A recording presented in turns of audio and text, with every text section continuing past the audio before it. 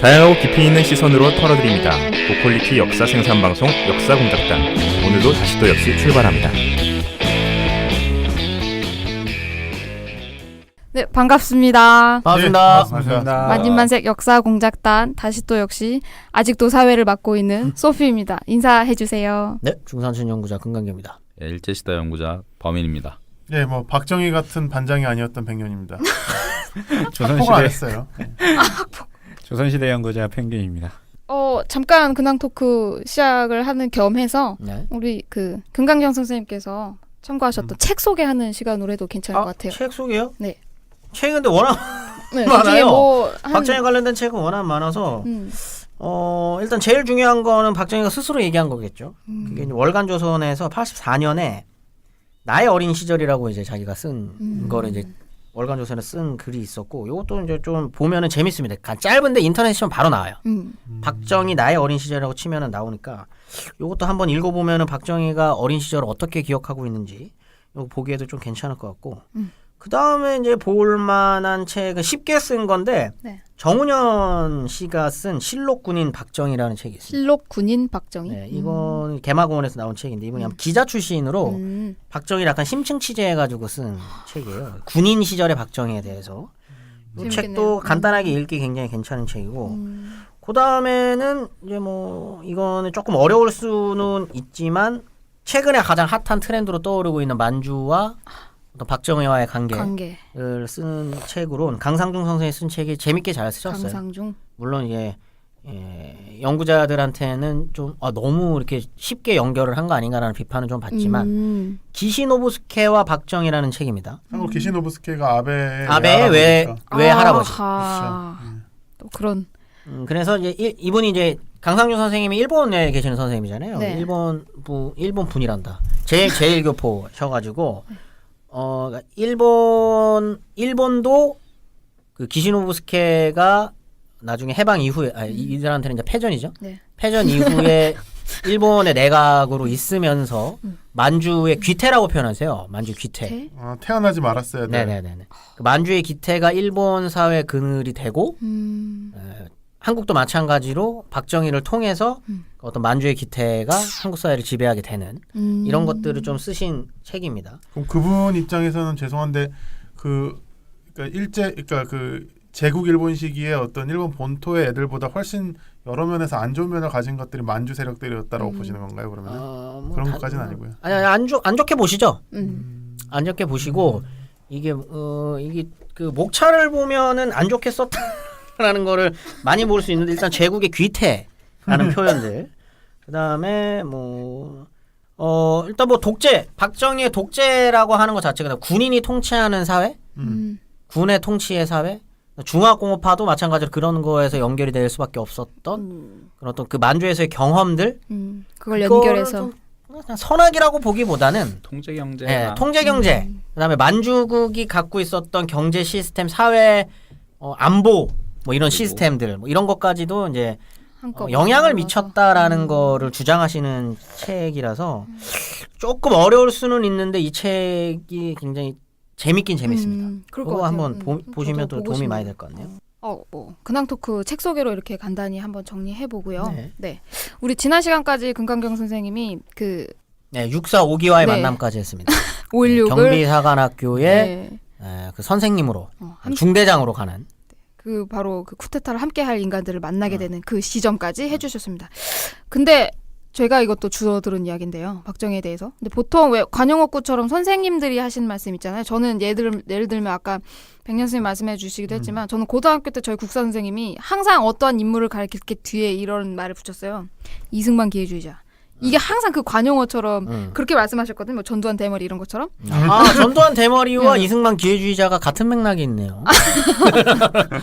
그래서 이제 이런 이승만보다 더 징글징글한 기회자 중에 하나로 박정희가 있다는 이야기를 좀 또 들었어요. 즉 해방 이전에는 일본군 장교, 또 해방 이후에는 또 사회주의자, 그리고 5.16 이후에는 또 그 사회주의였던 자였던 그 자기의 경력을 완전 뒤엎고 빨갱이를 잡아대는 그런 무지막지한 사람? 이렇게 변신의 기자라고 얘기를 들었었는데 박정희의 좌익 활동과 관련된 사실은 그 어떤 맥락인가요? 뭐 남로당 당원이었었던 거는 맞고요. 네. 근데 이제 중요한 거는 이렇게 잘 나가는 시점에 사실은 되게 이제 탈바꿈을 한 거죠. 일본군에서 한국군으로 남한군으로 네. 탈바꿈을 해서 이제 잘 나갈 수 있는 기회에 왜 남로당을 선택했는지가 의문스러워요, 다들. 네. 그런데 이제 보면은 당연히 아까 이제 저번 시간에 백년 선생님 얘기했던 것처럼 형님이 이제 네. 굉장히 빨갱이셨어요. 그렇죠. 굉장히. 굉장히 빨갱이. 네, 굉장히 빨갱이셨습니다. 이게 형 박상희, 박상희 같은 경우에는 46년 대구 10월 항쟁 당시에 돌아가시게 되는데 일제 시대 때부터 항일 운동을 할 때 배경 베이스가 일단 사회주의였고 네. 이때부터 이미 그런 빨갱이셨고 당시에 해방 이후에 선상군 민주주의 민족전선 그러니까 민전 이른바 민전이라고 불리는 곳에 사무국장경 인미위원회 내정부장을 맡고 있었습니다. 그러니까 좀 이 지역에서는 알아주는 빨갱이셨던 거죠.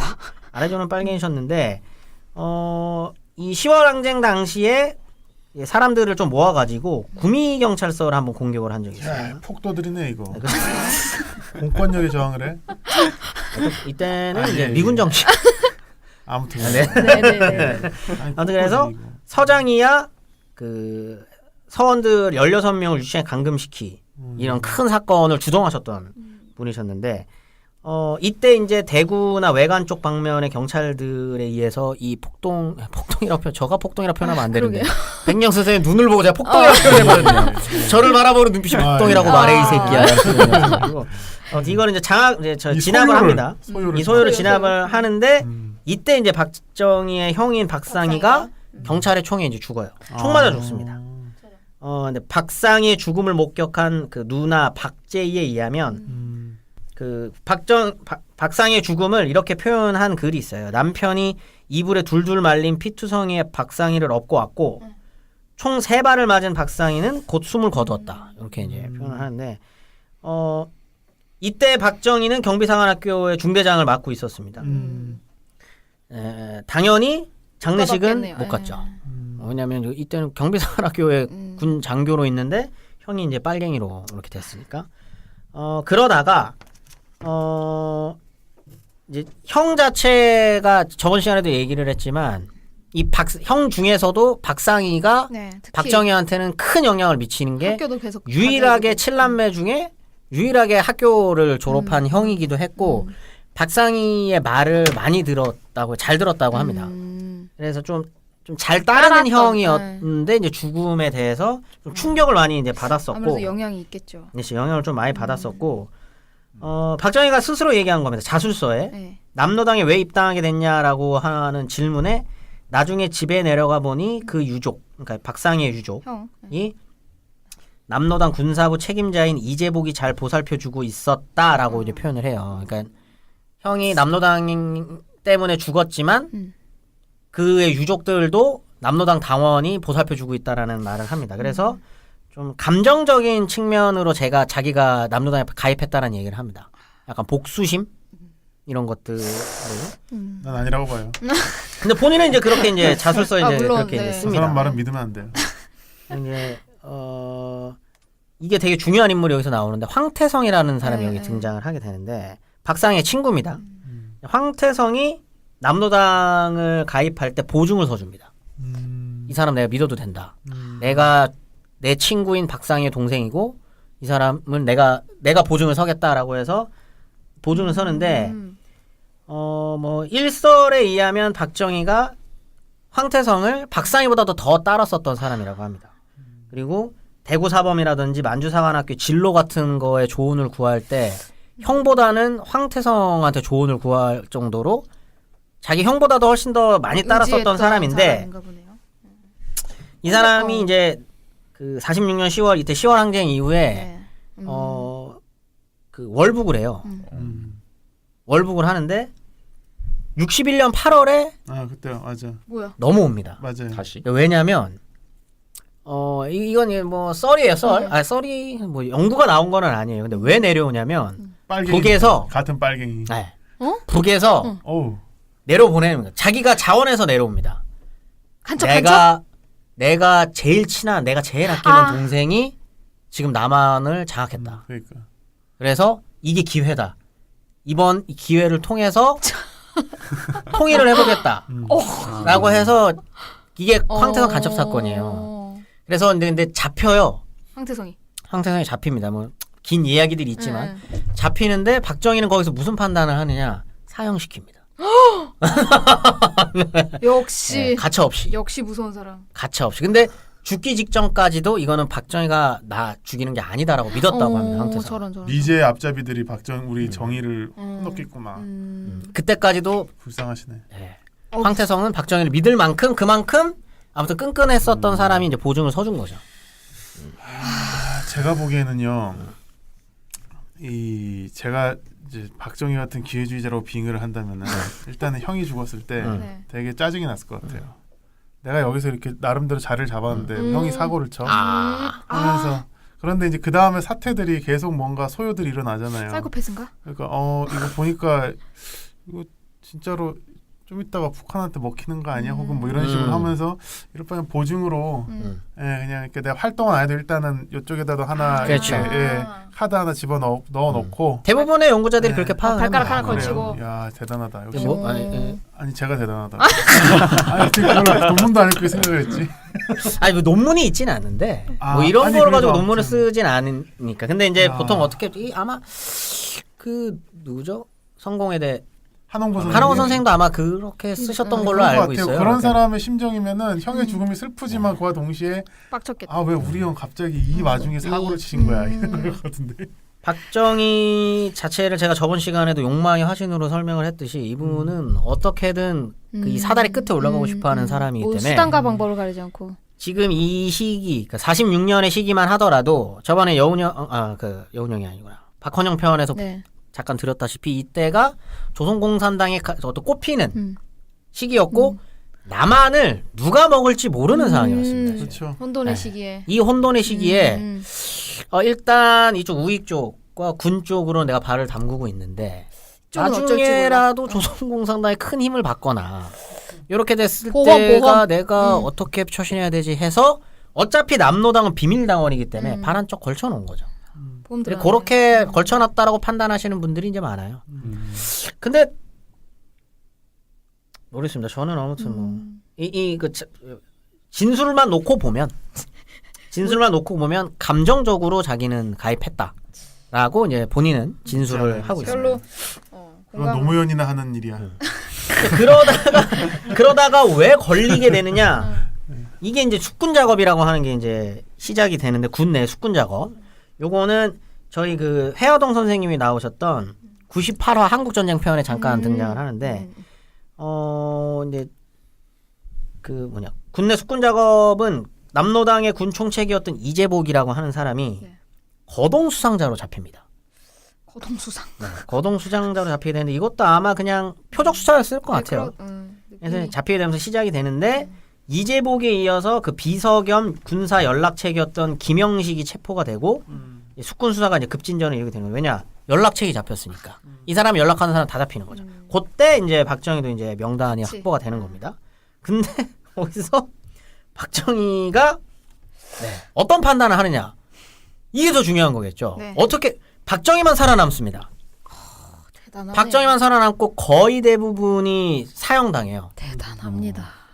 거의 대부분이 사형을 당하는데 어떻게 살아남나요? 전군의 5% 정도가 처벌을 받았다고 보시면 됩니다. 그러니까 많은 수가 이제 처벌을 받은 건데 빨갱이들이 많았구만. 수백 명이 이때 말하는 백년 선생이 말하는 빨갱이와 제가 말하는 빨갱이는 다른 겁니다, 여러분. 아무튼 총살 혹은 징역형을 당하는데 박정희만 생존을 합니다. 어떻게 해서 살아남? 가장 결정적이었었던 건 자백이죠. 예, 맞아요. 저요. 자백을 하고 접니다. 근데 형이 아까 말했었던 그 이 스토리를 말하는 거죠. 형이 죽어가지고 홧김에 가입을 했습니다. 복수하려고. 죄송합니다. 다 말했습니다. 그러면서 이제 술술 스토리를 다 얘기해요. 거기 플러스 말빨도 이분이 당시에 6번 정보국의 전투 정보과 소속의 과장 신분으로 일단 군부대 남노당 조직에 대한 그 사람들을 다 알고 있었어요. 그러면서 전부 다 넘깁니다. 그러니까 이 숙군 작업이 수백 명이 죽고 이 5% 가까이가 이 좀 숙군이 진행될 수 있었던데 결정적인 역할을 하는 게 박정희네요. 박정희가 정보과에서 빼냈었던 이 정보를 통해서입니다. 어휴. 다 팔아넘기는 거죠. 완전 네.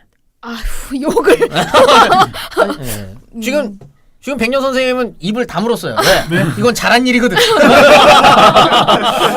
동료를 네. 팔아넘기고 그러니까 대한민국 군 입장에서는 그렇죠. 군에 있는 물론이죠. 빨갱이들을 다 그렇죠. 파악을 해버린 거죠. 그래서 이때 이제 박정희의 명단을 통해서 군이 이제 싹 이렇게 됩니다. 이때 이제 그 이러한 박정희의 모습을 보면서 그 일본 육사 출신들이나 이제 만주 육사 출신들이 박정희의 구명 활동을 이제 하게 되는 겁니다. 그 중에 가장 앞장섰었던 사람들이 이제 백선엽도 여기서 이제 등장을 하게 되는데 백선엽이 박정희를 만나보고 이렇게 표현을 합니다. 시종 의연한 자세를 잃지 않았다라고 이제 증언을 하게 되는데 이제 이 말이 뭐냐면 시종 의연한 자세를 잃지 않고 너무나도 술술 얘기했다는 거죠. 난 당당합니다. 그리고 이 사람들이 빨갱이요. 이명박 같네요. 박정희수라는 이명박. 예. 아무튼 이때 많은 사람들이 이제 박정희에 대해서 보증을 서주죠. 저 사람은 빨갱이가 아니다. 그런 걸 얘기를 이제 하게 되면서 미군에게까지도 이름이 이제 넘어가게 되는 거죠. 박정희가 남로당이기는 하지만 백선엽이 이제, 이제 약간 보증을 씀으로 인해서 이 사람은 빨갱이가 아니다라는 거를 해서 재심사에서 무죄로 판명이 나고 네, 거기서 이제 48년 12월 말에 서대문 형무소에서 바로 출소를 합니다. 대단합니다. 이제 물론 구명은 돼서 사형이나 이런 거를 징역형을 받지는 않았지만 네. 군으로 다시 돌아가지는 못합니다. 당연히 그래야죠. 예. 그래야죠, 당연히. 우리의 정보를 우리의 반역자를 받을 수 없는 거예요. 네. 군으로 다시 돌아가지는 못하게 되고 파면은 당하게 되는 거죠. 근데 이제 이때가 이제 중요한 건데 동거하고 있었던 여인이 있었어요. 본부인 말고요 또? 네, 본부인 말고 왜 이렇게- 동거하고 있었던 사람. 제가 러브 스토리는 제가 나중에 한번 모아서 한번 근데 제가 여기 중요한 게 박정희의 일생에서 본부인은 도대체 네, 있습니다. 존재감이 없어. 물론 이때는 이미 유경수를 만나기 전이에요. 그러니까. 네. 아무튼 그렇게 해서 그 여인도 떠나가 버리고 어머니가 죽습니다. 그러니까 개인적 비극이 이때 이제 몰아친 거죠. 어머니에 대한 또 그렇죠. 좀 그런 애틋함이 있었는데 이 몰아치는 상황 속에서 전쟁이 납니다. 이게 바로 어떻게 보면은 박정희의 제2의 성공 스토리의 시작이죠. 제2의 성공 스토리의 시작이 이제 되는 건데 백수로 되게 오래 지내셨네요 생각보다.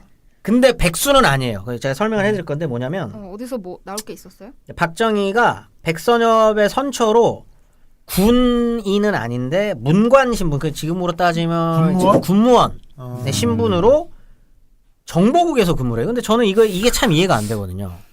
왜냐면 군의 기밀을 다루다가 이렇게 된 사람을 빨갱이로 된 사람을 다시 그 정보국 소속의 군무원으로 넣었다는 게 잘 이해가 안 되지만 어쨌든 문관으로 이제 근무를 하는데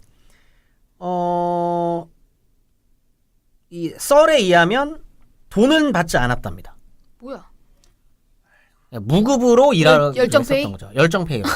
그러면 손가락 빨아요? 그 대신에 그러니까 국가로부터 녹을 받지는 못하는데 같이 일하는 사람들이 십시일반으로 도와줬다고 하더라고요.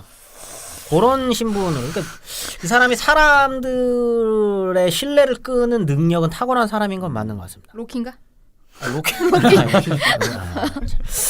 아무튼 이때 문관으로 이제 근무를 하면서 이제 무급으로 이제 근무를 하면서 이런저런 일들을 이제 정보국에서 아무튼 일을 하고 있는데 중요한 거는 이때 운명의 6.4.8기와 이제 마주하게 되는 거죠. 종필이. 네, 종필이. 아무튼 문관으로 있다가 전쟁이 터집니다. 네. 1950년 6월 25일 한국 전쟁이 딱 터지자마자 문관 신분에서 군인 신분으로 바로 바뀝니다. 신분이 특수 상황이니까. 그러겠죠. 네. 이게 군이 모자랄 수밖에 없는 상황이기 때문에 질성이 나쁜 놈이야. 네. 아니 망치려면 지혜 나라나 망치지 왜 우리나라까지. 어떻게 보면 냉전이 이 사람한테 두 번째 기회를 준 거죠. 참 네. 대단합니다. 식민지 만주가 첫 번째 기회를 줬고 두 번째 전쟁. 냉전이라는 그 열전, 냉전에서 열전으로 넘어가는 이 열전이 이제 박정희한테 두 번째 이제 기회를 주게 되는 건데 제가 잘못 말했네요. 25일은 아니고 27일입니다. 이틀 네네, 있다가 네네. 6월 27일 용산 육군본부 지하 벙커에 있는 작전 상황실로 바로 복귀요. 야 그래도 이때는 안 튀었네. 튀만한 인간인데 못 튀었나? 작전 상황실이니까 좀 안전하다고 이제 생각을 했겠죠. 이제 참고로 이때는 다음 날에 서울이 인민군에게 점령당하는 시죠. 근데 이때 용산에 있는 어쨌든 지하 벙커에 이제 좀 발령을 받게 되는 건데 이게 누구한테 복귀 신고를 하느냐? 이것도 역사의 아이러니네요. 이종찬? 장도영입니다. 장도영이 때 정보국장으로 있어서 장도영한테 복귀 신고를 이제 하는 겁니다. 덜덜. 여기서 이제 잠깐 전쟁이 났기 때문에 사랑 얘기를 좀 해야 됩니다. 전쟁과 사랑. 그렇죠. 박정희가 전쟁과 사랑. 그래요. 사랑과 전쟁. 유경수 여사가 그러니까 첫 번째 부인이 아니죠? 첫 번째 부인은 아닙니다. 맞아요. 따로 계세요. 다들 아시는 분은 다 아시는데 첫 번째 부인은 김호남 씨. 사실은 그러니까 박근혜 씨가 저기 첫 번째 딸도 아니에요. 첫 번째 딸이 아니에요. 맞아요. 김호남 씨랑 1936년부터 세상에 1950년까지 결혼 생활을 합니다. 20년 넘게 하네요. 20년이 넘나요? 제가 숫자가 20년 약해가지고 가까이. 14년 아닌가요? 저희가 문과라서 문송합니다. 14년이에요. 아무튼 결혼생활 14년간 결혼생활을 하는데 김호남의 부친이 박정희 아버지 박성빈과 친구 사이였어요. 그래서 어떻게 보면 그냥 중매 결혼을 한 거죠. 그때 이제 박정희 나이는 20살, 김호남은 17세. 이때 박재옥이라고 하는 첫 번째 딸을 낳습니다. 박정희가 근데 중요한 거는 딸까지 낳았는데 이 김호남을 극도로 꺼렸어요. 맞아요. 사이가 안 좋다. 사이가 굉장히 안 좋았습니다. 아니, 어떻게 보면 사이가 안 좋다기보다는 그냥 박정희가 일방적으로 대면 싫어했었던 사람이었는데 뭔가 박정희는 자신처럼 신교육을 받은 신여성과 결혼하기를 원했었던 이런 사람이었고 김호남이 어쨌든 혼자서 딸을 키워야 되는 그런 상황이었습니다. 시댁에서 또 지냈다고 해요. 아휴. 인물이 많아요. 더 중요한 건 박정희가 타지에서 교직 생활을 하면서 김호남에게 단 한 번도 월급을 갖다 준 적이 없다. 그거 들었어요. 방학이 되어서 어쩌다가 고향에 내려가더라도 김호남과는 웬만하면 마주치지 않으려 했던. 뭐가 그렇게 싫었을까? 네. 그리고 이 더 중요한 거는 아까 말했었던 그 제자랑도 싸움이 좀 있었고 48년부터는 본격적으로 총각 행세를 하기 시작합니다.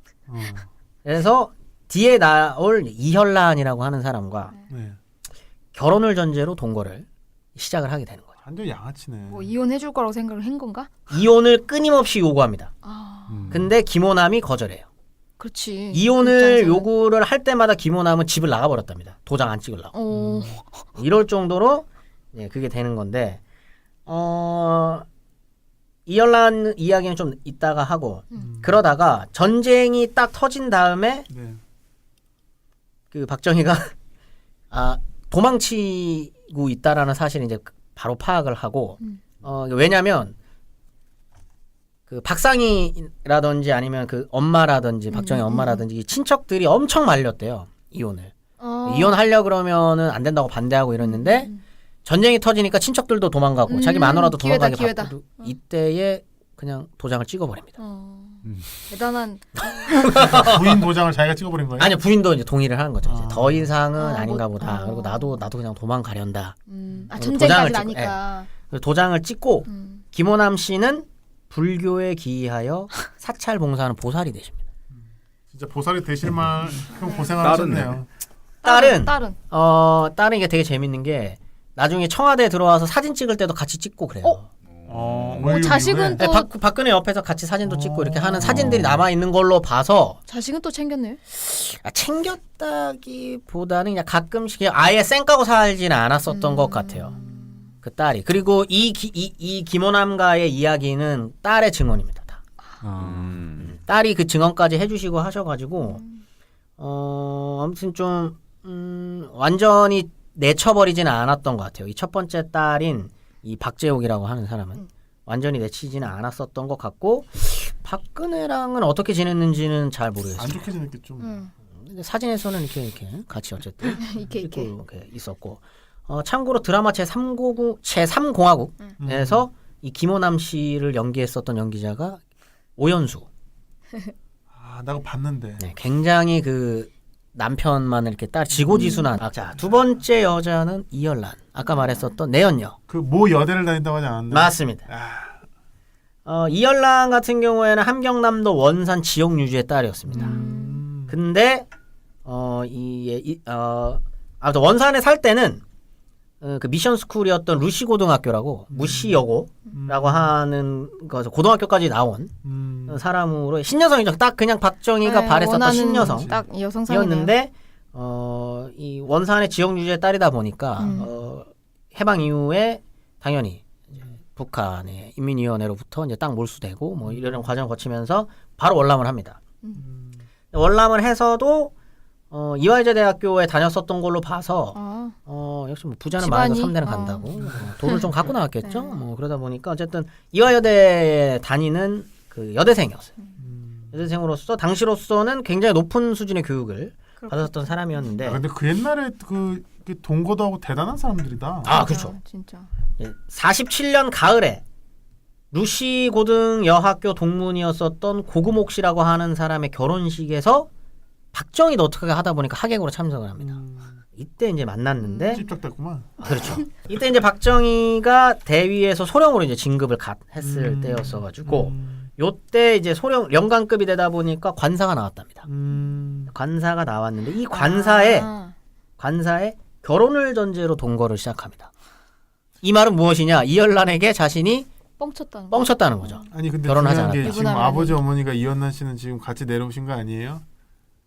아마 혼자 아니 같이 내려왔나? 아버지가 아마 그때 죽나 아무튼 그랬을 거예요. 그렇지. 네. 아니 그렇지. 그 부모가, 옛날에 멀쩡한 집에서 이게 지금 가능한 일이냐 이 말이에요.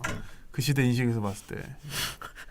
아무튼 결혼을 전제로 어쨌든 동거를 하는 예, 거니까. 예. 결혼을 전제로 어쨌든 이게 동거를 하게 전제고 되는데 나발이고 아무튼. 사실혼 관계로 지냈다고 합니다. 그러겠죠. 사실혼 관계. 남처럼 지내진 않았을 거 아니야. 저랑 선생님은 사실혼이 안 되지만 사실이 되겠죠. 그런 사람들은. 이때 박정희가 계속적으로 김원남에게 이혼을 요구를 했는데 이혼남이 이제 계속 도망 다니던 이 시점이었고 이제 중요한 거는 언제 들키나요? 이게 왜 들키냐면 네. 그 남로당 그걸로 이제 숙군 작업을 하게 잡혀가게 됐을 때 이제 들키게 되는데 당연히 이제 그 잡혀가서 이제 조사를 받다 보니까 다 집에 못 들어오는 까발려지지 뭐. 인적 관계가 이제 까발려지게 되면서 이 사람이 결혼을 했었다라는 걸 이제 들키게 된 거죠. 애도 있고. 애도 이제 심지어 애까지 있다. 빨갱이는 용서할 수 있지만 유부남은 안 돼. 아니요. 하면서. 청천벽력. 더 용서할 수 없었던 건 빨갱이여서랍니다.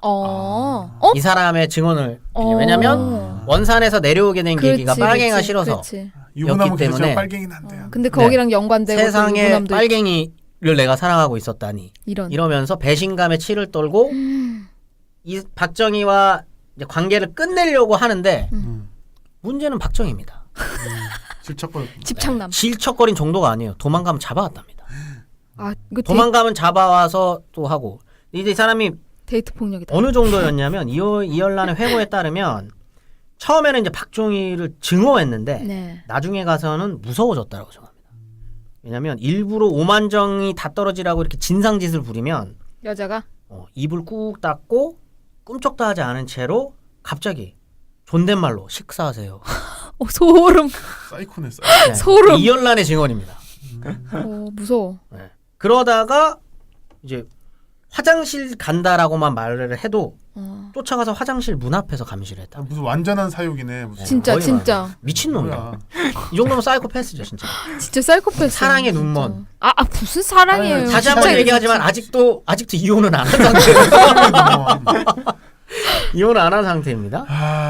참. 그러다가 전쟁 터지기 한 4개월 전에 50년 2월에 다시는 자신을 찾지 말라는 내용의 편지를 남겨두고 완전히 도망을 가버린다. 이열란 씨. 제일 중요한 건 지금 백수 시절에 저러고 있었다는 거 아니에요? 네. 문관 그 네, 백수 문관으로 시절. 있는 시절이었죠. 네. 근데 더 재밌는 건 전쟁이 터지고 응. 대구에서 우연히 만났습니다. 이거 영화인데. 네, 영화 같은 게 스토리인데 우연히 만나서 대구 시내 군복을 입는 거를 보고 자기를 보고 웃었대요. 박정희가 얼마나 또 온 소름 거죠. 끼쳤을까. 그래서 이게 이열란 입장에서는 자기 찾으러 온 줄 알고 사실은 이게 스토리를 보면 대구의 정보부가 이쪽으로 옮기게 되면서 이렇게 온 거였는데 보고 자기를 쫓아온 건지를 알고 도망가고 너무 시겁해서. 네, 너무 시끄러워서 도망가고 그 이후로는 단 한 번도 마주치지 못했다. 이현아 씨는 뭐 하셨나요? 그냥 그 평범하게 결혼해서 사셨답니다. 그 이후로. 야, 그래도 결혼도 하는구나 그 옛날에. 네. 대단하다. 아 동거까지 했는데 이런 맥락이신 거죠? 이게 아마 그냥 그렇죠. 결혼해가지고 네. 평범하게 사시다가 5.16 쿠데타 터지고 보신 거죠. 사진으로. 어머나 하면서. 뉴스나 이런 데서 보면서 아, 저 사람이 결국 일을 냈고. 일을 냈구나. 그래서 이게 사회주의 혁명으로 생각하셨답니다. 이 빨갱이로 이게 돼. 아무튼 근데 그 이후로는 그냥 죽었다라는 말을 해도 아무 감정을 못 느꼈다라고 증언을 하세요. 79년에 박정희가 11.6으로 죽었다라는 말을 듣고도 아 죽었구나 정도로 이미 오만정이 다 떨어져 있는 상태에서 헤어지게 된 거죠. 영화네요. 거의 영화 제목 마이 진짜. 퍼스트 레이디예요. 이때 본부인 제목. 제3공화국 그 드라마에서는 김혜경 씨. 맞아요. 안녕하십니까. 아, 그 김혜경인가요? 네. 유경수에서는 김미숙 씨였어요. 김미숙. 예. 여기서 이제 운명의 여인 유경수가 이제 나타나게 되는 거죠. 나단 육여사. 유교사. 이게 되게 재밌는 게 1950년 8월에 만납니다. 전쟁이 8월 가장 이제 인천 상륙 작전으로 이제 본격적으로 이제 북상하고 있는 이 시점에 박정희는 유경수를 소개팅으로 만납니다. 대구 사범 1년 후배인 송재천의 소개로 소개팅으로 유경수를 이제 만나게 되는데 어떻게 소개팅이 그냥 소개를 해준 거예요. 네, 유경수가 전쟁 중인데. 전쟁 중인데 전쟁 중에도 뭐 소개팅은 해야죠. 네. 네, 왜요? 중요한 거는 불과 6개월 전에 이연란이 편지 쓰고 도망갔어요. 그리고 대구에서 웃으면서 마주친 지 이제 거의 그때인죠. 마주친 그 시점에 바로 이분이 여자 없이 못 사는 이런 스타일이에요. 그런 스타일 있어요. 네, 여자 없이 못 사는 이런 스타일이었던 것 헤어지고 같아요. 이틀 뒤에 소개팅 자리 알아보려고 하는 전데요, 애도 그게. 있어요. 보통 제가 이제 죄송합니다. 그러는데. 네, 아무튼 그때 이제 유경수를 소개를 받는데 다들 알다시피 이제 충청도 분이죠. 충청도의 육종관과 이경령의 1남 3녀 중 차녀로 태어납니다. 그분 아버님이 엄청 첩이 많지 않아요? 첩다르라는 소문도 있었는데 그건 아닌가 보네요. 그거까지는 제가 잘 모르겠는데. 아무튼 그 이분이 배와 여자 고보까지 나온 어쨌든 이분도 신여성이죠. 신여성이고 옥천 공업 여자 전수학교의 가사 담당 교사로 1년 동안 근무했었던 선생님 출신. 전쟁으로 부산에 피난 생활을 하고 있다가 이렇게 연이 돼가지고 이제 소개팅을 하게 된 그런 시점이었습니다. 자수성가한 사업가를 합니다. 육종관 씨는.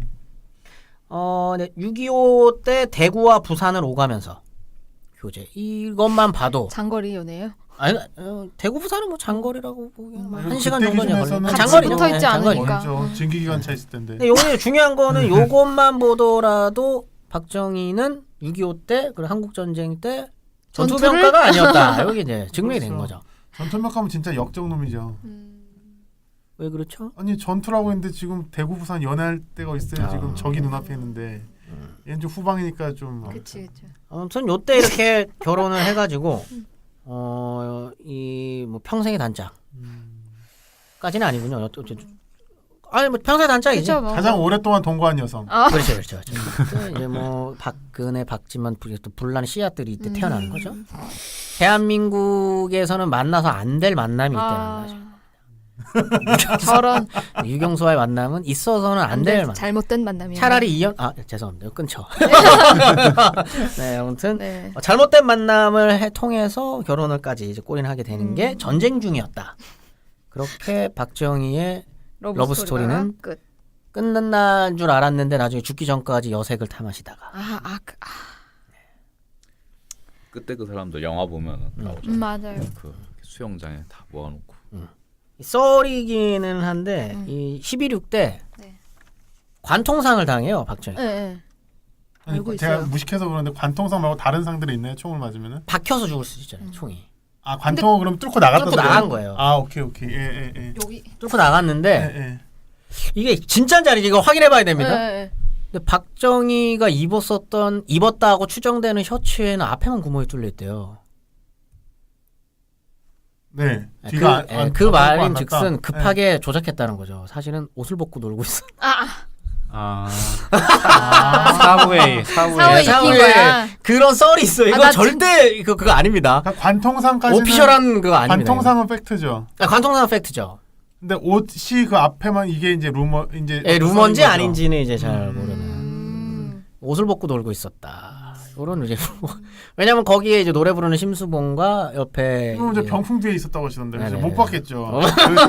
그 사람. 네. 그렇게 이렇게 좀 뭔가 난잡하게 노시는 걸 좋아하셨다. 이렇게 이제 이렇게 썰로 오는 겁니다. 원래요 타이트한 사회일수록 그런 놈들이 많아요. 그래서 항상 프리하게 자유롭게 우리 아이들이 클 수 있게. 우리 아이들. 그 정말이에요. 박정희가 궁정동 안가를 만들어주기 전까지의 안가는 그 요정 역할을 했던 데는 워커힐이거든요. 워커힐. 썰 그때 말씀하셨어요, 맞아요. 그러니까 워커힐이 이제 좀 이제 본격적으로 좀 뭔가 군 휴양지를 벗어나서 호텔로서의 그걸 하고 사람들이 많아지다 보니까 좀 더 안전한 궁정동 안가를 만들어서 이제 거기서 여색을 즐기셨던 썰이 있다. 이런 게 있는 것 같아요. 이렇게 박정희의 러브 스토리는 그만하는 걸로. 네. 그러면 이번부터는 이제 6.25 전쟁으로 다시 뭐 전환점을 잡은 박정희가 완전 다시 이제 군 내에서도 입지를 다졌죠. 네. 그러면 그분이 쿠데타로 넘어가는 그런 시점은 언제인가요? 뭐 다들 아시다시피 박정희의 쿠데타 모의 시도는 되게 여러 61년이 첫 번째가 아닙니다. 번. 그렇죠. 그리고 첫 번째 시도 이게 첫 번째 시도라고 보기에는 조금 어려운데 왜냐하면 거의 뭐 준비도 안 해 제대로 하지 못하고 그냥 내내 꺾었던 방송? 거라 가지고 네. 내피셜이었죠 본인의. 네. 야, 이거 이렇게 할까? 뭐 약간 그런 거였죠. 근데 이게 그 전쟁 때예요. 전전 때 첫 번째 쿠데타를 아니 모의합니다. 한국전쟁 이후에 아니요, 전쟁 때 52년. 52년. 52년 시점인데 이게 뭐냐면 부산 정치 파동이 52년에 일어납니다. 아 이때가 기회다. 네. 부산 정치 파동 때 본격적으로 군인으로서 정치에 개입을 하기 시작을 하는데 이때 이제 육군본부 작전국장이 이용문 준장이라는 사람이 있습니다. 네. 이 사람의 추천으로 박정희가 51년 12월에 작전구 차장으로 이제 오게 돼요. 이 이용문 준장을 박정희가 굉장히 많이 따랐다고 합니다. 되게 존경하는 그 장군이었다고 해요. 근데 이때 당시에 군 지도부에서는 두 가지의 흐름이 있습니다. 하나는 이때 당시 육참 총장 이종찬 같은 경우엔 어떤 일이 있어도 군은 정치에 개입하지 않다. 훌륭하신 분이죠. 두 번째가 이제 이용문 준장을 중심으로 한 이 세력들은 위헌 탈법을 다반사로 지금 행하고 있는 이승만을 제거하고 군이 한번 갔다가 민정에 이양하자. 민정에 이양해야 된다라는 흐름이 내가 보기엔 그랬다 있었는데 북한한테 망할 것 같은데. 어쨌든 근데 이용문 준장이 이 쿠데타 시도를 하려다가 네. 장면을 세우려고 했어요. 이때는. 근데 장면이 거부하면서 이게 나가리가 나게 되면서 부산 정치 파동을 예서 이제 그 이승만이 군을 동원하려고 하잖아요. 네. 그때 이제 이 그 육참 총장이었었던 누구냐? 이종찬. 이 그걸 거부를 하면서 쫓겨나게 되거든요. 맞아요. 그러면서 이종찬도 나가리가 되고 이용문이 이거 한번 하려다가 이게 걸려가지고 또 나가리가 됩니다. 그래서 좌천이 됩니다. 그래서 그 흐름 자체들이 이제 완전히 꺾여지게 된 거죠. 그러다가 이종찬은 해임이 되고 이용문 같은 경우에는 이제 그냥 비행기 사고로 돌아가세요. 그냥 비행기 사고로 그냥 돌아가시게 되면서 박정희가 집권하기 전에. 이 일 있고 얼마 안 있다. 아이고. 그러면서 그냥 이 쿠데타의 움직임 자체가 완전히 그냥 한풀 꺾이게 됐었던 거고 이게 어떻게 보면 그냥 뇌피셜로 머릿속에 한번 처음으로 그려봤던 반란이라고 해야 될까 아니면 반란이죠. 반란이죠. 반란 모의를 이제 처음으로 머릿속에 한번 넣어봤었던 그런 거였는데 이용문 준장이 죽은 이후가 더 재밌어요. 왜냐하면 그 죽은 이후에 박정희가 훨씬 더 승승장구한 이유로 이용문이 밀어주고 끌어줘가지고 어떻게 작전국 차장까지 하게 되는 건데 이 이후에는 어떻게 왜 그런지 모르겠는데 굉장히 평탄한 군대 생활을 합니다. 진급도 굉장히 순조롭고. 이종찬 계열을 이승만이 더 싫어한 거 아닌가요 혹시? 뭐 그랬을 수도 있겠죠. 그러니까 비이종찬 계열을 오히려 키워주자 이랬을 수도 있잖아. 이게 좀 이해가 안 되는 게 남로당 관련해서 어쨌든 빨간 줄이 한번 가 있었던 사람을 심사 장성 진급 심사에서까지 무사 통과를 시켰다라는 건 이게 사실 이해하기 힘든 측면이 있는 거거든요. 그럼에도 불구하고 어려운 일이 있을 때마다 백선엽이 나서줍니다. 의인이시네요. 백선엽과 어떻게 보면 백선엽이 아니었으면 박정희 시기는 없을 수 왜 있어요. 그렇게 좋아했지? 모르겠어요. 그 사실은 엄청 얽힌 사이도 아니잖아요. 네, 어떻게 크게 보면. 얽힌 사이가 아니에요. 아니 그런 사이가 있어요. 저도 학교에서 몇 번 봤는데 저한테 막 강사하라고 그런 선생님들이 있어요. 몇 번, 한 2번인가 3번밖에 안 봤어요. 뭔가 마음에 들었나 봐요. 아무튼. 나도 모르고 그 사람 부분도 모르겠어요. 제가. 그런 사람이다. 근데 끝까지 백선엽은 신원 보증을 계속적으로 해줍니다. 그러면서 박정희가 이제 투스타까지 이제 달게 되는 거였죠. 여기서 이제 두 번째 쿠데타 기회가 찾아오는데 그게 뭐냐면 두 번째. 이 희한해요. 조봉암 제거가 본인한테 두 번째 쿠데타 기회였습니다. 왜? 사법살인을 통해서 살인을 하게 이제 된 거잖아요. 깡성. 이때 이거는 유언식의 증언이에요. 그러니까 본인들이 뭔가 지금 자신들의 쿠데타를 좀 정당하기 위해서 이렇게 증언을 했었던 걸 수도 있는데 어쨌든 이때 당시에 쿠데타를 해가지고 뭔가 자기가 제대로 한번 법치를 제대로 한번 세워보겠다. 아니 본인 그래갖고 이적단 사건 했나? 너무 어이가 없어. 사법살인도 본인도 더 중요한 거. 그랬대. 하여튼 이때도 한 번 정도 내피셜. 약간 근데 망상이죠. 한번 내가 한번 엎어보겠다라고 하는 환상을 한번 꾸어봤었던. 그 이후로도 사실은 굉장히 많습니다. 굉장히 많은 쿠데타 시도들이 있는데 이건 사실 별로 중요한 건 아니에요. 별로 중요한 건 아니고 4.19 혁명 이후에 장면을 비롯한 그 세력들과 미군에서도 곧 쿠데타는 일어난다라고 하는 것들은 다 이미 알고 있는 상황인데 그게 왜 그러냐면 한국군 자체가 비상적으로 비대해져 있는 상황이었습니다. 100만 명이죠. 네. 전쟁을 겪으면서. 네. 굉장히 비대해져 있었고 더 중요한 거는 비대해졌기 때문에 진급이 적체됩니다. 그럼 내부의 이때 갈등이. 이때 육참 총장이 장도영인데 장도영이 이때 아마 마흔이 안 됐어요. 갓됐나 아무튼 좀 안 됐어요. 갓 되기 직전에 네, 38, 이때 이미 육참 총장을 하고 있었고 그러니까 30대들이 다 장성을 하고 있었던 상황인데 그게 어디에서 갈라지냐면 8기에서 갈라집니다. 그러니까 64, 8기는 대령 달기도 힘들어진 상황이 된 거죠.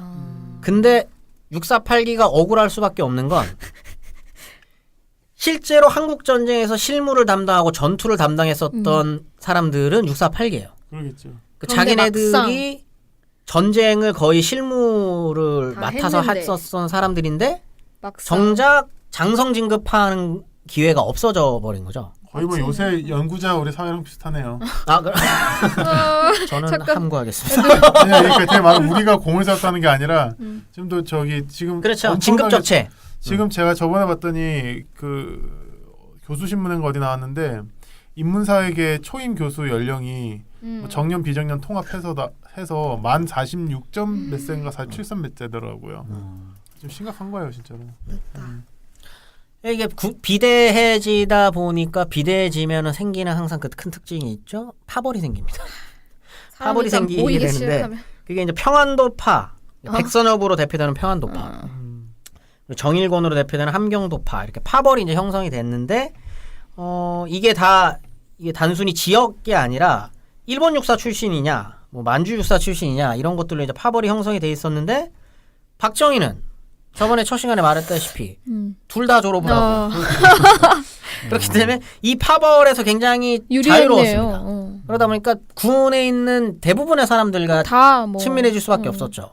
그리고 더 중요한 건 64, 5기와 8기는 교육생 신분으로서 자기가 교육을 했었던 사람이기 때문에 자기를 위에서 받쳐줄 수 있는 든든한 그 조력자들이. 조력자들이 있었고 밑에서 손발이 되어줄 수 있는 실무자들까지 갖추게 된 거죠. 그러니까 어떻게 보면은 박정희에게 1950년대 후반부터 61년 쿠데타 직전까지는 대박. 군에서 박정희는 아무도 건드릴 수 없는 사람이 된 거죠.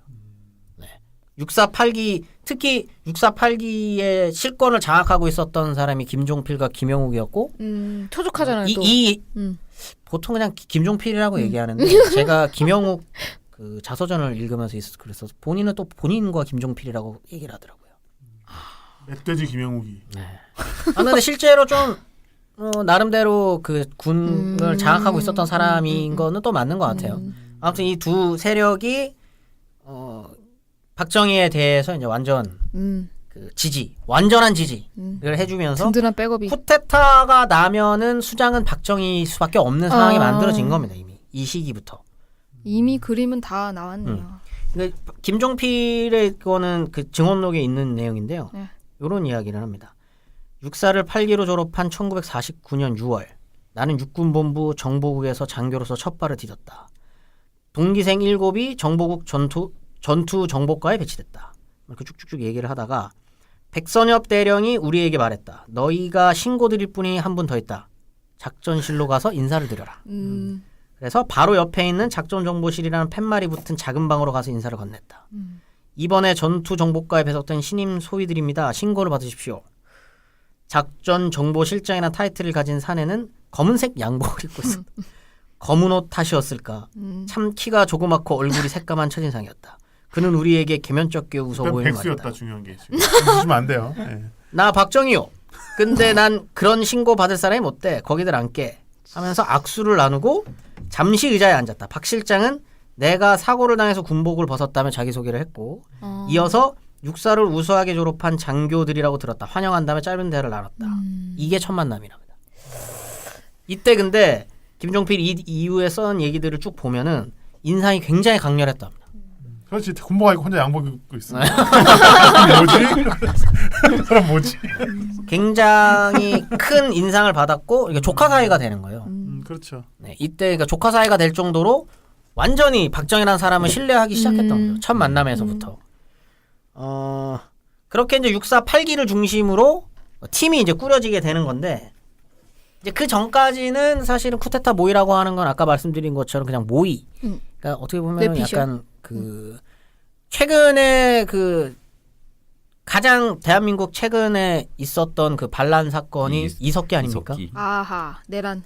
이석기 내란 사건인데 거기서 보면 그런 얘기들 나오잖아요. 뭐 술 먹다가 그 무슨 총이지? 비비탄 총인가 하여튼 그걸 해가지고 이거를 해가지고 무슨 청와대로 해가지고 가야 되고 그다음에 전력소를 뭐 해야 되고 이런 어떤 내피셜들을 했었던 적이 있지 않습니까? 그런 거였어요. 그 전까지는 그 비슷한 거였어요.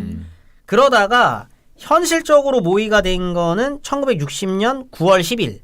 아, 오래됐네요. 네.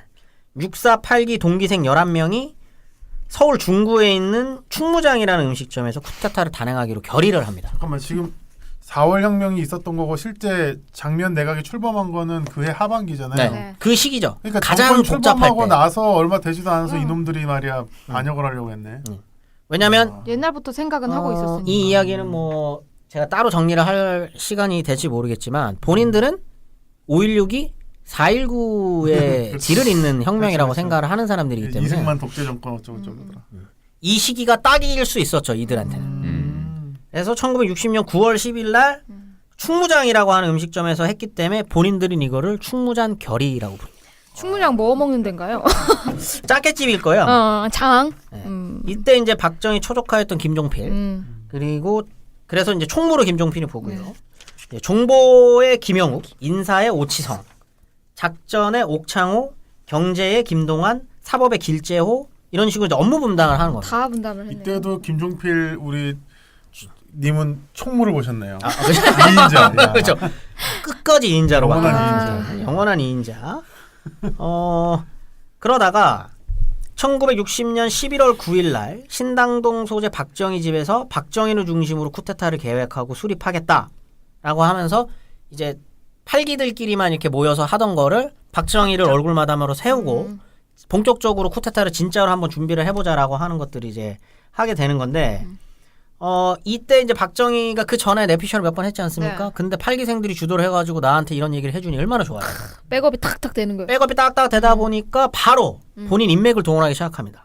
그래서 본격적인 동지 포섭에 이때 본격적으로 나서게 되는데 이때 6개월 동안 이제 포섭된 인물들이 다 이제 날고 기는 5.16 이후에 날고 기게 되는 뭐 장경순, 한웅진, 윤태일, 윤태일 이제 서울시장까지 하는 사람이고요. 최명신, 최홍희, 김재춘 뭐 이런 문재준, 박치옥 이제 5기들부터 이제 8기 위의 급들을 이제 포섭하러 다니기 시작을 이제 하는 거죠.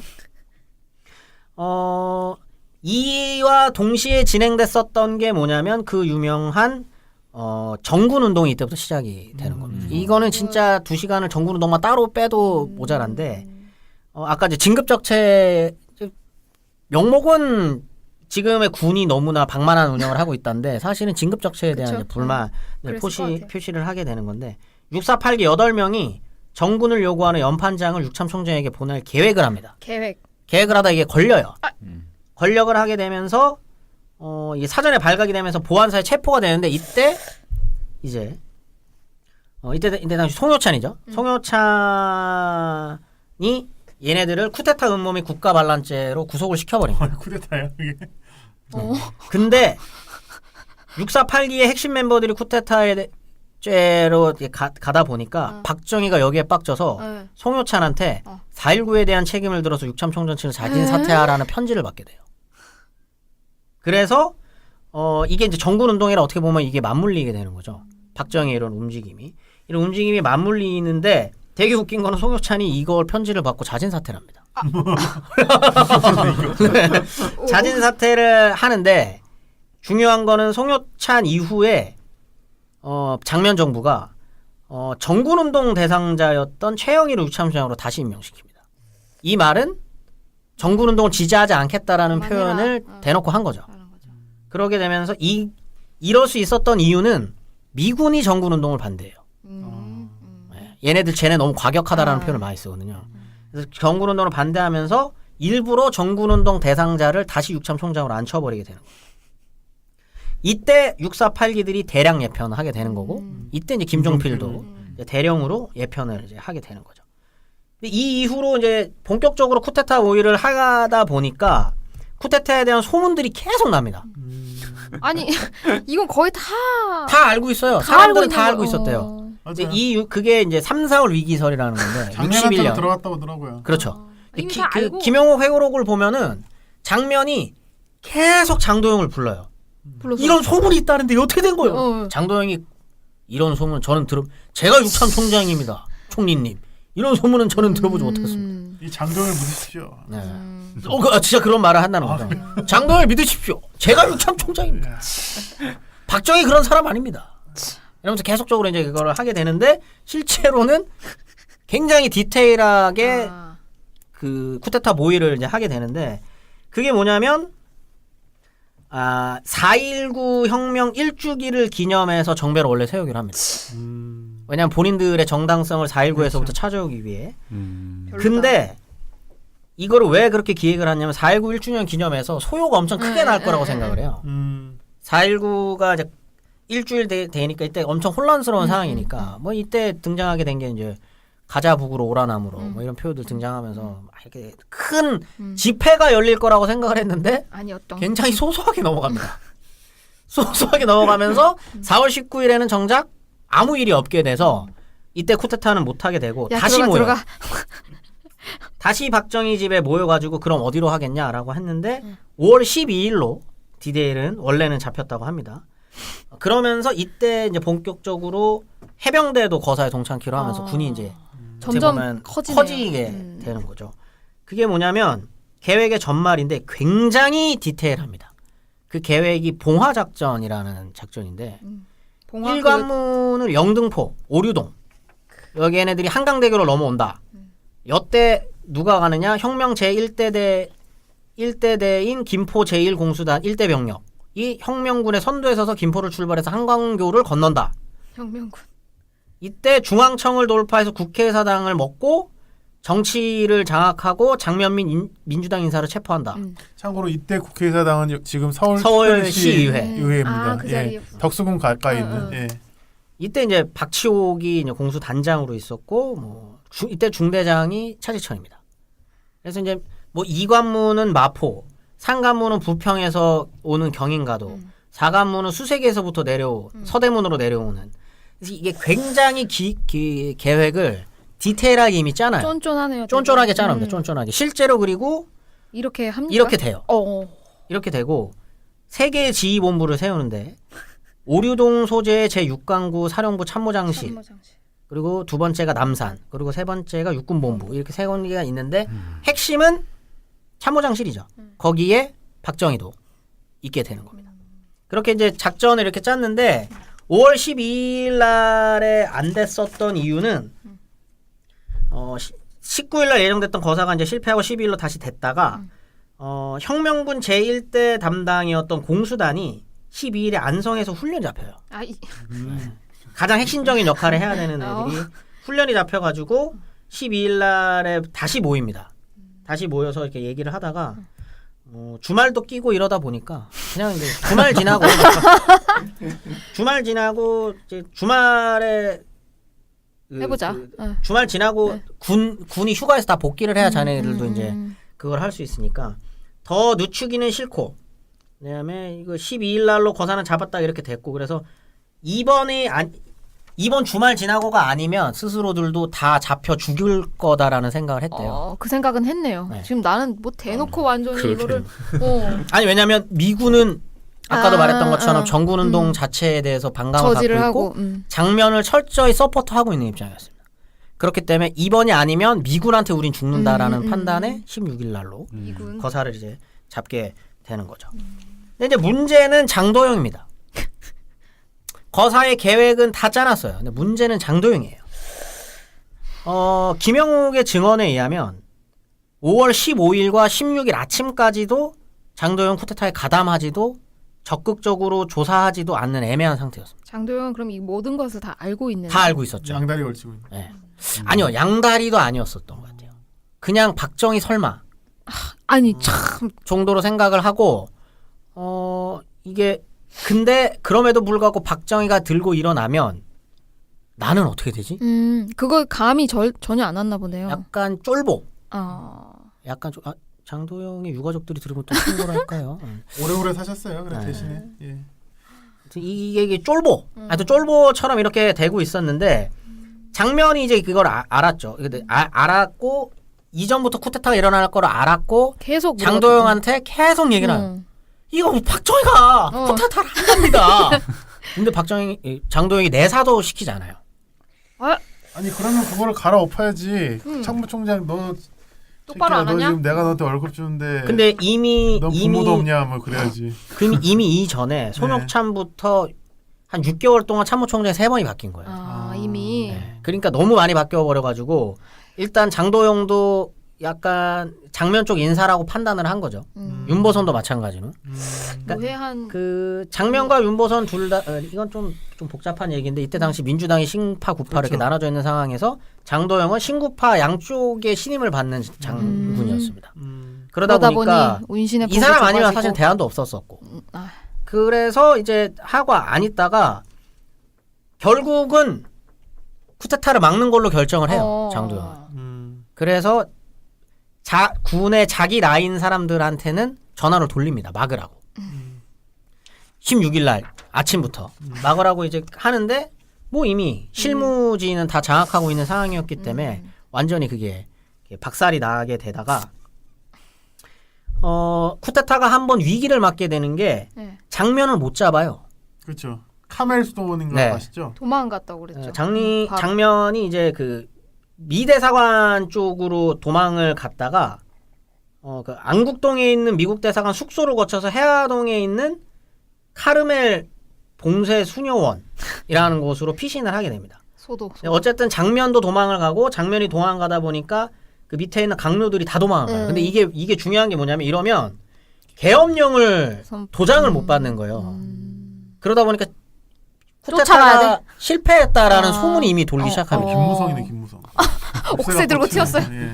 그리고 이때 박정희가 그 오류동에 아까 있다 그랬는데 이것도 썰이에요. 네. 썰 대만네. 술 냄새가 너무 많이 났답니다. 뭐야? 왜냐면 것 같으니까 이제. 실패했다라고 판단을 하고 술에 미리? 취해 있었다. 라는 증언도 있는데 뭐 김용욱이나 다른 사람의 증언에 의하면 그거는 말도 안 되는 소리다. 너무 정신이 멀쩡했었다라고 이제 표현도 하곤 하고 어쨌든 그래서 장면을 포기하고 명목상 어쨌든 대통령이 윤보선이니까 윤보선을 잡습니다. 윤보선은 잡혀요. 청와대 그냥 네. 경무대에 계셔갖고. 네, 처음에는 뻗팅기는 척합니다. 난 못하겠다. 이거 추임 못한다. 네, 이러다가 사퇴를 해버리겠다고 합니다. 윤보선이. 그러니까 도장을 찍어줄 사람이 없게 만들어버리겠다 이렇게 하는데 북한군이 휴전선에 결집을 해요. 갑자기. 이런 속보가 들립니다. 진짜였어요? 그건 모르겠어요. 그것도 이것도 한번 알아봐야 될 것 같은데 북한군이 휴전선에 결집을 하고 있다라는 소문이 돌기 시작을 해요. 그리고 위기 조장. 근데 맥그루더가 장면 내각 지지를 선언을 하게 되면서 공개적으로 쿠데타 세력은 이제 완전 망했다라고 이제 판단할 수도 있는 상황까지 이제 가게 되는데 여기서 박정희가 어떻게 보면 용단을 내려버립니다. 용단. 이 내각들을 잡지를 못했는데 네. 방송국은 잡아버려요. 방송국은 장악을 해서 방송을 때립니다. 친애하는 애국동포 여러분. 이러면서 방공을국시로 제2 그 형식적인 구애만 그치지 않고 방공태세를 재정비 강화하겠다. 둘째, 유엔 헌장을 준수하고 뭐 자유우방과의 유대를 강화한다. 이러면서 쿠데타가 성공했다라는 포고문을 방송으로 내버려요. 대단하네요. 근데 이게 되게 웃긴 게 아직 장도영은 이 쿠데타에 대해서 반대를 하고 있었는데 군사혁명위원회 위원장 육군중장 장도영으로 냅니다. 이걸. 그걸 그렇게 바꿔서 낸 거예요? 이미? 바꿔서가 아니라 그러니까 우리 이 글 자체는 이 사전에 썼겠죠. 근데 쿠데타 세력들은 이 정도 때 되면은 장도영이 우리 편이 될 거라고 이제 판단을 한 거예요. 했던 거야. 그리고 이거를 그냥 내버려요. 근데 장도영은 반대하고 있었는데. 계속 이때까지도 반대를 하고 있었죠. 그럼 근데 이 방송은 이미 나가버린 겁니다. 이미 나가버렸는데 망했네. 장도영 망했네. 근데 이제 윤보선을 잡고 어쨌든 계속적으로 협박을 하고 있는 상황에서 장도영까지 협박을 받으러 이제 박정희가 직접 갑니다. 장도영한테 직접을 가가지고 그 쿠데타의 계엄 사령관직을 맡아줘야 되겠다라고 하는 협박 아닌 협박을 이제 계속적으로 하고 있었던 거죠. 근데 장도영이 윤보선한테 전화를 합니다. 나 협박받고 있어요. 어떻게 해야 될까요? 라고 하니까 이제 윤보선은 장도영까지 쿠데타 세력에게 완전히 장악이 됐구나라는 걸 판단을 해버리고 이용을 하려고 합니다. 윤보선 입장에서. 그렇지. 이때 내가 실권자로. 네. 차라리 네가 장도영 네가 위원장직을 맡아라. 계엄 사령관직을 맡고 네가 이 쿠데타 세력들을 정리를 해버려라. 그리고 라고 하는 식의 판단을 해요. 윤보선은. 네. 그리고 장도영한테 그러면 계엄 사령관직에 올라버리십시오라고 말을 하고 장도영은 그때서 돼서 그러니까 5월 16일 오후 4시가 되어야 장도영이 이제 계엄 사령관직을 수락을 하게 되는 겁니다. 6시간 뒤에. 그리고 1시간 만에 전국의 모든 정당, 사회단체, 정치활동 불법화가 되는 거고 대통령을 제외한 모든 정치인과의 협상을 배격할 것이다라는 것이 발표가 되는 거죠. 그때 김대중 우리 대통령께서는 저기 됐다가 갑자기 아니 이게 무슨 일이야 하면서 막 개빡치게 되는. 예, 그 드라마에 나와요. 이거 뭐라고 하면서. 그리고 그 저녁 10시 반에 윤보선 대통령으로부터 민주당원들의 신병을 전부 보장한다라고 하는 그런 대가를 주고 이 대가를 받고 윤보선이 대국민 특별 담화를 하게 되는 거죠.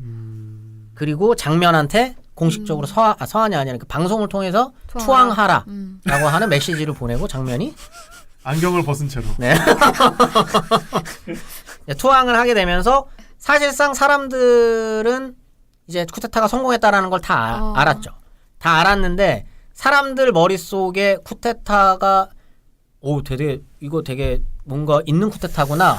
이거 혁명이구나 라고 하는 인상을 주게 된 건 두 가지가 있는데 두 가지 중에 하나가 이제 서울대생들을 비롯한 학생들이 지지선언을 합니다. 거리에 퍼레이드를 하게 되고 두 번째가 육사. 전두환. 전두환이 이때 이제 육사 생도대장. 생도대장이었는데 그렇죠. 대위. 전두환 대위였지 이때. 아, 소름. 전두환 대위가 졸업 선배 명목으로 졸업 그 육사 생도들한테 우리는 쿠데타를 찬성한다라는 거리 행진을 할 것이다라는 걸 명령을 하게 되고 소름. 육사 이거 아직도 그 사진이 되게 멋있게 나와요. 사람들이 다 저거 뭐야 하면서 쳐다보고 있고 육사 생도들이 각 잡힌 정복 입고 군복도 아닙니다. 육사 정복 딱 빼 입고 그 강화문 거리를 이렇게 딱 행진하고 있는 사진이 있어요. 그 쇼. 이 쇼가 어떻게 보면은 대단하네요. 사람들 뇌에는 엄청 강하게 박혀버린 거죠. 되게 그런 정치를 잘 이용한 이게 이제 이미지를 쿠데타가 이제 성공했다라는 이미지를. 근데 쿠데타가 성공을 하고도 미국은 이 쿠데타 세력을 믿지 않습니다. 끝까지 믿지 않아요. 왜냐하면 이게 이제 사실은 이름이 군사정부 내 공산주의자 영해에 관한 태제라고 하는 이 문서가 있는데 이 문서를 만든 사람 자체가 좀 그 핸더슨이라는 사람인데 이 사람이 개인이 취재한 내용이기도 하고 이게 뭐 미 국무부 내에서 정확한 논평을 달지 않아가지고 오피셜한 거는 아니에요. 근데 어쨌든 오피셜한 직책을 맡고 있는 사람이 쓴 보고서이기는 합니다. 근데 거기에 이제 쿠데타 핵심 세력과 그 관련되는 주변 인물에 대한 인터뷰를 쭉 하게 되는데 이 내용들이 보면 인터뷰 내용은 사실 문제가 없다라는 답변들인데 질문이 웃깁니다. 제 빨갱이지. 쟤들 빨갱이 아니야? 라는 질문을 이렇게 유도하는 질문들을 엄청 많이 던져요. 그 말이 미국의 일부 관리들은 박정희를 비롯한 쿠데타 세력을 믿지 않았던 거죠. 쟤네들은 빨갱이 거다라고 생각하니까 특히나 박정희의 남로당 이력과 황태성과 관련된 내용들을 주로 이제 많이들 다루기도 하고 그 더 중요한 건 박정희가 쿠데타를 일으키고 난 다음에 선거에 나오면 민정이양 말이 민정이양이지 어쨌든 자기가 군복 벗고 민정이양을 하고 난 다음에 이때 이제 그 윤보선을 비롯한 야당에선 박정희를 쿠데타로 인한 군인 출신이다로 욕하지 않아요. 비판하지 않아요. 빨갱이로 욕합니다. 재밌네요. 네. 윤보선은 박정희를 그 선거에서 저 사람은 남로당 출신이라는 걸로 표를 깎아먹게 만든. 그렇죠, 그거야. 좀 사실관계는 맞으니까. 나 같아도 빨갱이라 공격할 거예요.